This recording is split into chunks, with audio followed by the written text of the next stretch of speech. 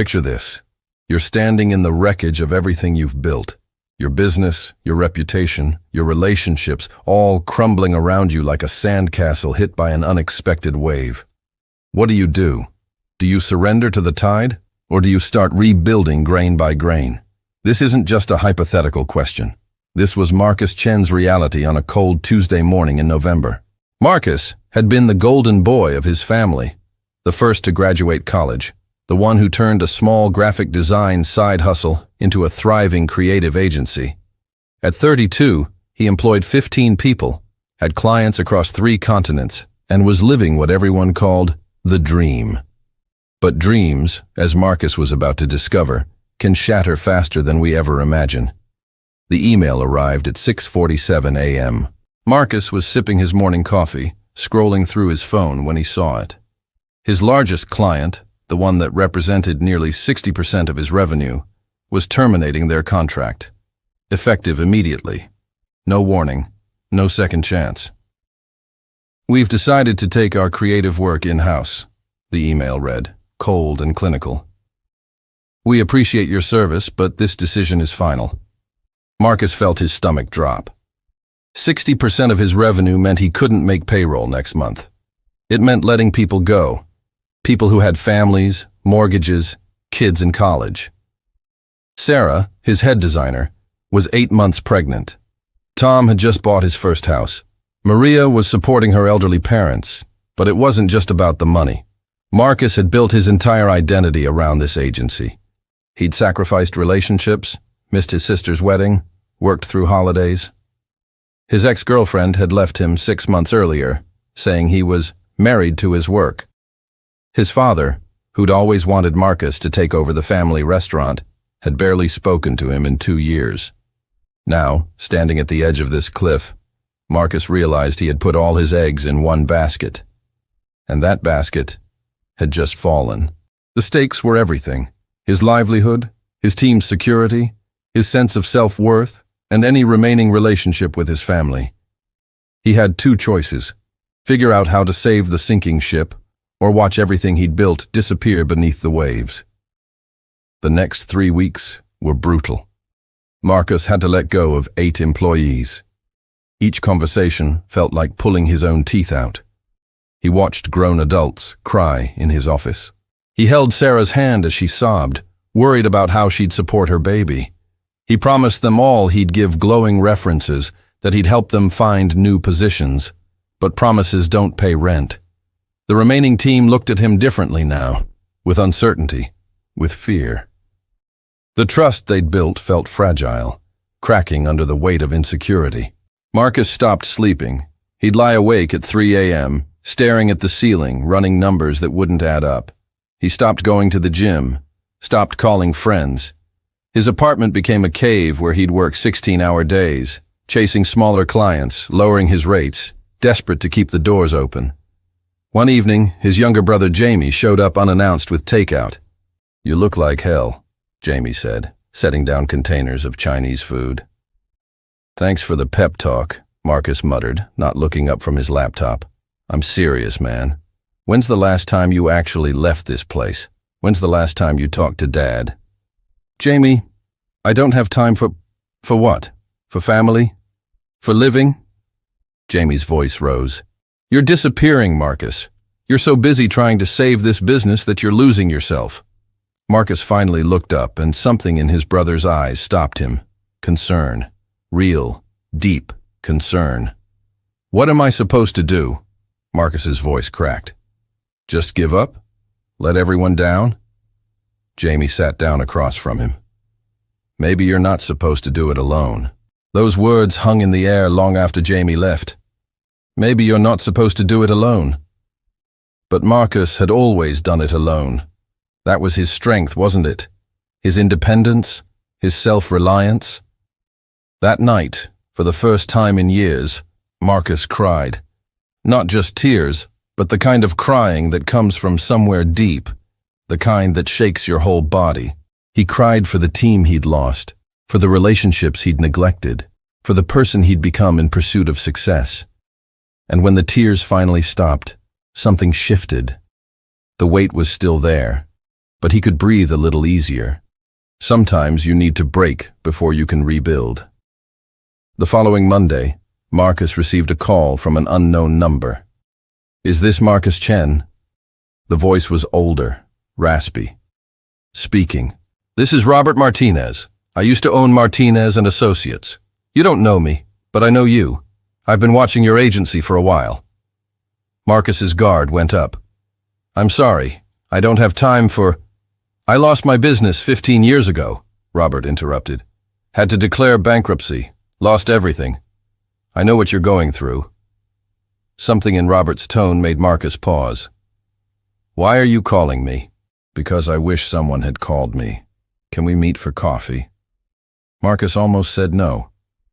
But something, maybe desperation, maybe curiosity, made him say yes. They met at a small diner on the outskirts of town. Robert was 73, with weathered hands and kind eyes. He ordered black coffee and got straight to the point. "You're drowning because you're holding on too tight," Robert said.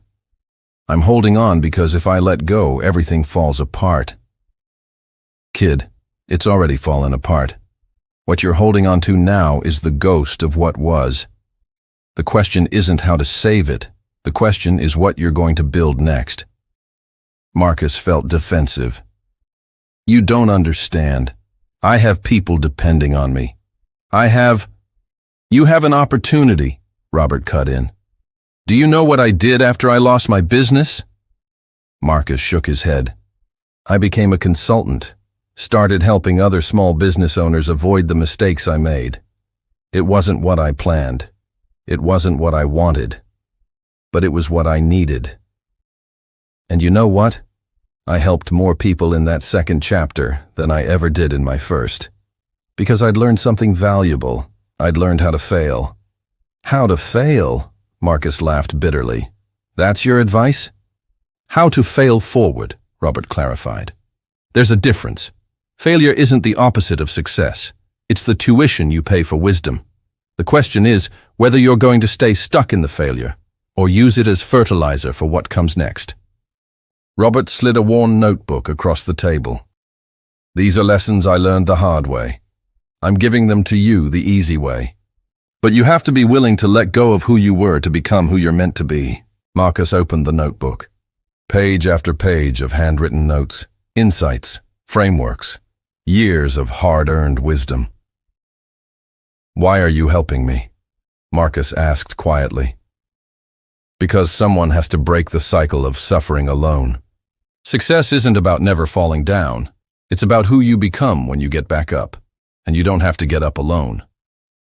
Armed with Robert's notebook and a new perspective, Marcus started to see his situation differently. He called a meeting with his remaining team, all 7 of them, sitting around the conference table that once held 15. "I need to be honest with you all," Marcus began. "I've been trying to save this company by doing everything the same way, just harder. But that's not working. So I'm asking for your help." The room was silent. Then Maria spoke up. "What do you need?" "I need to know what you think we should do. Not what I should do. What we should do. Together." What followed was 3 hours of the most honest conversation Marcus had ever had in a professional setting. People shared ideas he'd never considered. Jake, the junior designer, suggested pivoting to teaching, creating online courses about design. Maria proposed partnering with smaller agencies instead of competing with them. Tom wanted to explore sustainable design, focusing on eco-conscious brands. "Why didn't you tell me these ideas before?" Marcus asked. Sarah, now on maternity leave but joining via video, answered, "Because you never asked. You were always so certain about the direction. We thought you didn't want our input." The realization hit Marcus like a punch. He'd been so focused on being the leader that he'd forgotten to be part of a team. That week, Marcus did something he'd never done before. He reached out to his father. The phone rang 4 times before his dad picked up. "Marcus?" His father's voice was cautious, surprised. "Hi, Dad. I need some advice." There was a long pause. Then, "Come to the restaurant, tonight. Sitting in the back of Chen's family kitchen, surrounded by the smell of his childhood, ginger, soy sauce, star anise, Marcus told his father everything, the loss, the fear, the uncertainty. His father listened quietly, chopping vegetables as Marcus spoke. When Marcus finished, his father set down his knife. "You know what makes a good soup?" his father asked. Marcus shook his head, confused by the question. "It's not one strong ingredient. It's how all the ingredients work together. Alone, ginger is too strong. Alone, garlic is too sharp. But together? Together they make something greater than themselves." His father placed a hand on Marcus's shoulder. "You've been trying to be the whole soup, but you're just one ingredient. Let others add their flavor." That night, Marcus understood something profound. Strength isn't about bearing everything alone. It's about knowing when to let others carry part of the weight.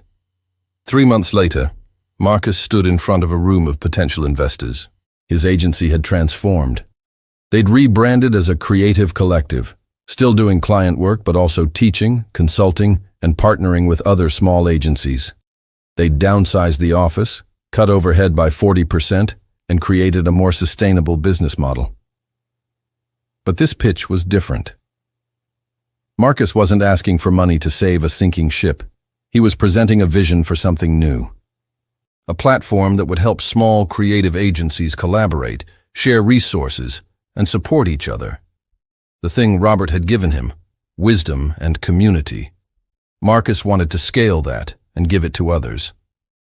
"Why should we invest in you?" one investor asked. "You lost your biggest client. Your revenue dropped significantly. What makes you think you can succeed now?" Marcus took a deep breath. This was the moment. The old Marcus would have sold a perfect story, hidden the struggles, projected invincible confidence. The new Marcus told the truth. "You're right," Marcus said. "I failed.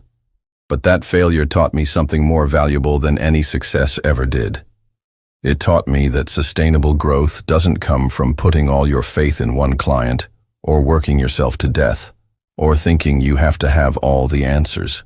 Real strength comes from building systems that can weather storms, from creating communities instead of competing kingdoms, from being honest about struggles instead of pretending they don't exist."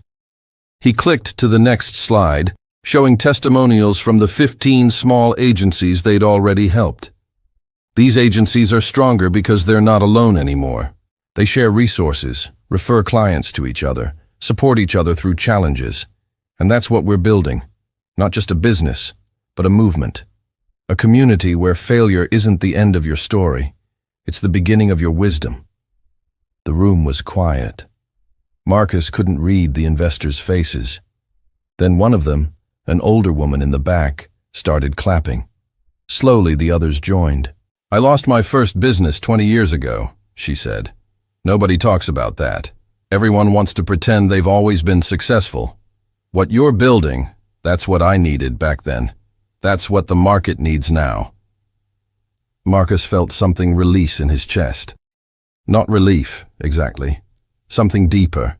Validation that his pain had purpose, that his struggle could become someone else's strength. 6 months after that pitch, Marcus sat in the same diner where Robert had first reached out to him. This time, Marcus was meeting Jamie, his brother. "The platform launches next week," Marcus said. "We have 200 agencies signed up already."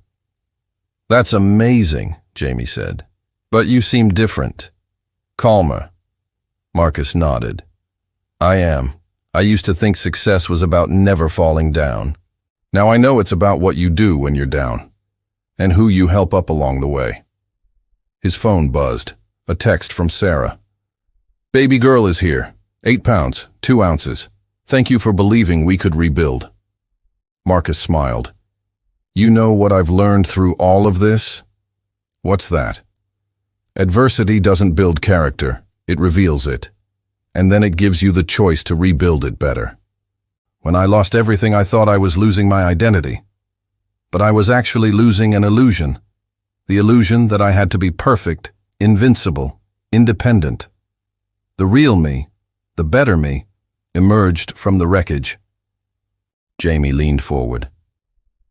So what's the lesson? What would you tell someone who's going through their own version of this? Marcus thought for a moment. I'd tell them this.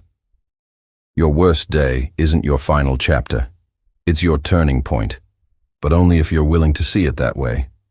When everything falls apart, you have two choices. You can spend all your energy trying to put the pieces back exactly as they were, or you can use those pieces to build something new, something better, something that serves not just you, but everyone around you.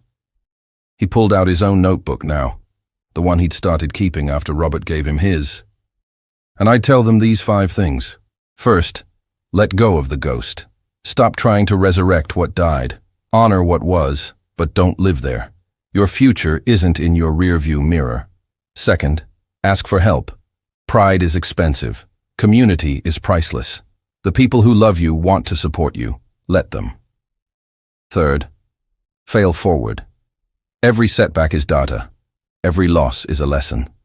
Mine your mistakes for wisdom. Then use that wisdom to serve others. Fourth, redefine success. If your definition of success can be destroyed by external circumstances, it's not really yours.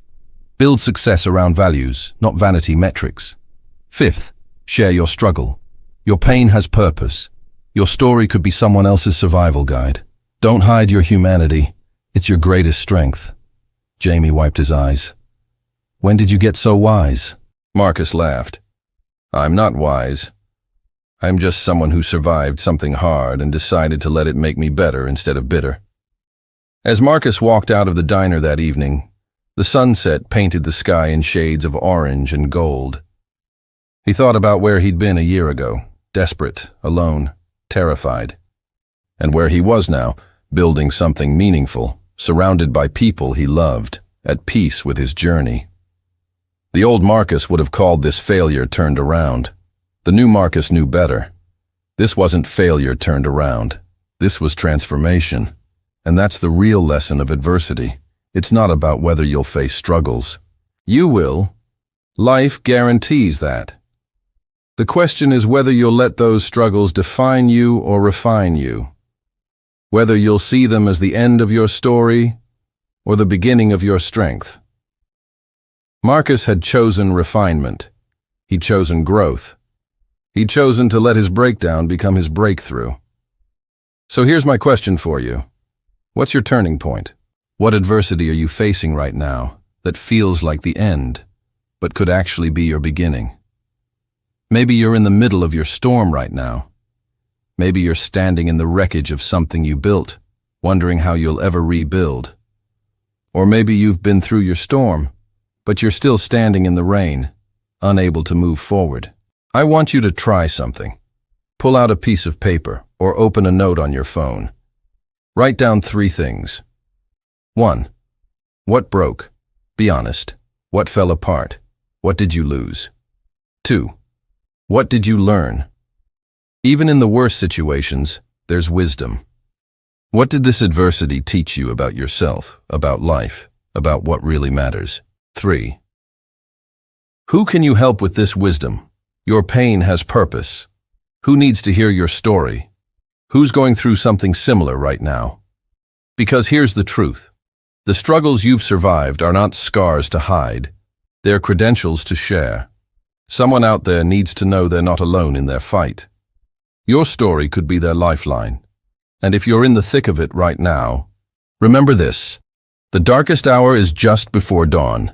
Your breakthrough is on the other side of your breakdown. But you don't have to face it alone. Reach out. Ask for help. Share your story. Let your community carry some of the weight. That's not weakness. That's wisdom. Your adversity isn't ending your story. It's just turning the page to a better chapter.